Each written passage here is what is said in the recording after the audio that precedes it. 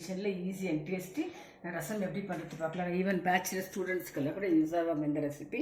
அதுக்கு தேவையான பொருட்கள் தக்காளி ஒரு 4, பூண்டு தட்டி வச்சுருக்குறாங்க, இது டர்மரிக் பவுடரு, உப்புங்க, சீரகம், மிளகு, 2 பூண்டு, ஒரு காஞ்ச மிளகாய் இது அரைக்கிறதுக்குங்க, கொத்தமல்லி, பெருங்காயம், புளி கரைசல் வச்சுருக்குறாங்க. இவ்வளோ தான் போடணும், புளிங்க ஜாஸ்தி நல்லா இருக்காதுங்க.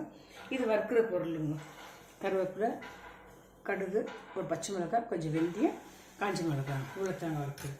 இப்போ மிக்சியில் போட்டு அரைச்சி கோர்ஸாக அரைச்சி வச்சுருக்குறாங்க. இப்போ எண்ணெய் ஊற்றி கடுகு வெந்தயம் போட்டுருக்குறாங்க. அப்புறம் கருவேப்பிலை, காஞ்ச மிளகாய் போட்டுருக்குறாங்க, சீரகம், மிளகுங்க, இந்த பெருங்காயத்தூள் போட்டுக்கலாங்க, சால்ட்டு, டர்மரிக் பவுடர், கொஞ்சம் கொரியாண்டருங்க. ரசம் கொச்சிடுச்சு ஃப்ரெண்ட்ஸ், ரெடி ஆகிடுச்சுங்க.